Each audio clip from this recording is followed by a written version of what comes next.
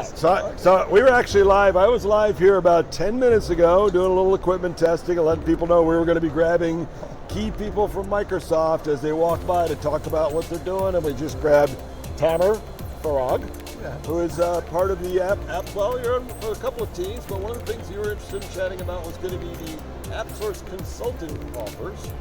I actually have several consulting offers in that marketplace that got a lot of noise a while back. We haven't heard much about it lately. Maybe you can give everybody a little roadmap, what's going on with that, what we're trying to accomplish.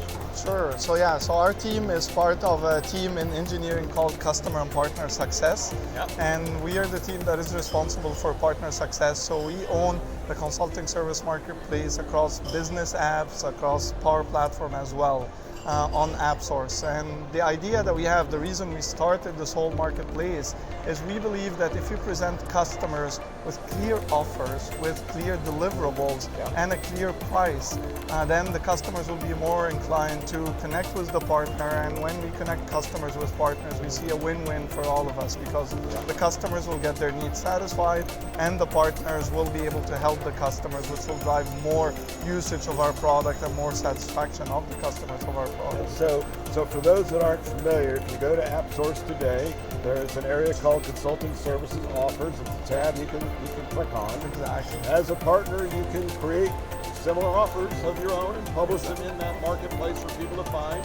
And it's not like a place where you publish a $100,000 deployment project. They're kind of a specific get going, get to know me assessment type. So we created 5 categories for the offers. Again, to make it simpler for partners to publish offers and to make it simpler for customers to publish offers. So the 5 categories. To consume offers. I was thinking we're going to let customers publish now. No, to consume Real Wild West. So the first one is a briefing, where a partner can brief a customer on their solution, on a Microsoft product, on digital transformation, and how the customer should think about it.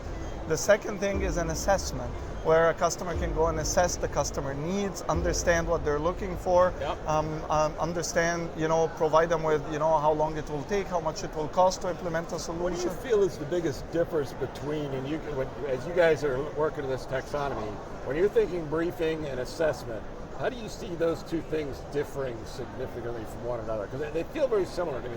Okay, so a briefing is where the partner will go and tell the customer about the product functionality, how it works. They can brief them, again, as I said, on digital transformation, so they can tell them what is happening in their industry, what are other customers doing, and then what they should be doing. An assessment is a little bit different because in the case of an assessment, you're going to listen to the customer, understand what they're trying to achieve, and then based on exactly, and then based on this, you can probably understand how. Let's say they want to implement a specific solution. You can go and assess their requirements, and then provide them with a document that will explain if they want to build whatever they want to build, how long it will take, how much it will cost to do something like this. A lot of customers, for example, are migrating from other platforms. So if they're doing this, the assessment will be about understanding their current platform and then saying, okay, how long will a migration take? What are the resources that are required? And then maybe someone moving from on-premise to cloud, or on-premise to cloud, like that. Exactly. And any of these things, I think, where as a partner you have some demonstrated expertise and knowledge that you could package up into this. Now, some of the caveats are when you put this offer together, you have to specify, what the deliverables will be, so the expectations understood, what the price will be. Exactly. These aren't open-ended, engagement. These are, I'm willing to do this list of things with you for this amount of money in this amount of time, and it's not meant for big things. It's meant for that type of thing. Exactly. What are the other offer types that to answer your question, yes, exactly correct. You're spot on. We work a lot with our partners to make sure the offers are very specific, very clear to the customer. They have very clear deliverables so that the customers will understand what they're going to get. Now, there are 3 other ones left. The first one is a proof of concept. Now, if the customer is interested in a solution, they want to have a proof of concept to prove that the technology will deliver what they're expecting or it will perform as they're expecting. From there, they can go and do an implementation and production implementation. And as you said, we try to limit those in scope as much as we can. And then the last one, we call it a workshop. And it includes all kinds of trainings. So a lot of customers would want even post-implementation to have trainings, or even during implementations, and anything else like a hackathon. Sometimes partners will combine also a couple of things, like let's say they're doing a briefing and an assessment together, so we call that a workshop because of the format of it. And the idea, I know, so I worked with Cooley when they were first putting this stuff together back when, and they were trying to figure out, because they didn't want it to become a market of crap. Exactly. Or a whole bunch of paid sales pitches. Exactly. Or, here's a price, or here's a way for me to build my SO. They want it to be legitimate and high value services. So there were concerns about remote video training and some of these sorts of limitations, and it really isn't designed for that.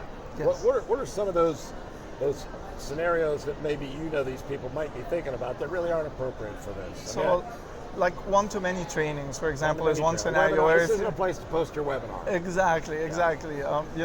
Webinars, or even in person, like if you're running a class in your office and you want individuals to go and sign up, those are things that most of the time will be on site at the customer. And we still support virtual. Like, we want it to be a marketplace for all kinds of offers. You can put free offers, paid offers, on site or virtual offers, but there are a few things, as you said. Now, the thing we do actually to guarantee the quality is we have our team really review every single offer before it's published. We have an editorial team that will go edit it, look at it, make sure that it's really worded correctly, clear for the customer before we publish it on our marketplace, and that's why we have high quality offers today on the marketplace. I know in the app side we've got customer feedback, some things. I know you guys are reaching out to a customer who's installed an app a little while later, saying, "Hey, how was it?"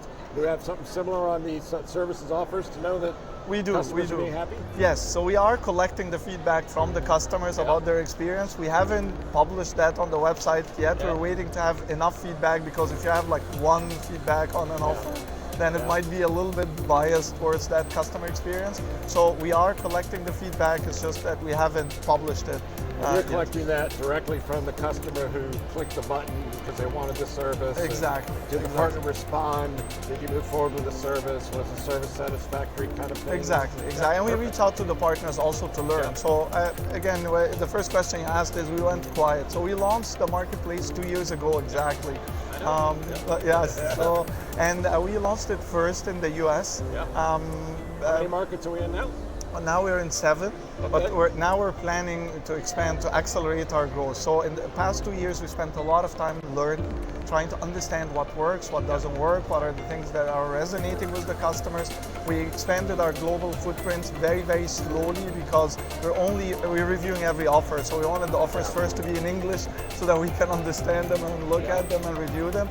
Now we believe that we're ready to go global. So right now, once you open a market, you need to be able to get some offers put together with some partners before you can even open the door, because you don't want to open the door, there's like one thing in there. And you got to get a little bit of mass and then open the door. So just because you haven't seen it yet in your country doesn't necessarily mean it's not there yet. They're wanting you to create some offers so they can open that door. Excellent point. That's exactly what I was going to say. So now we're live in 7 countries because we have enough offers in those countries. We just started accepting offers in 20 countries.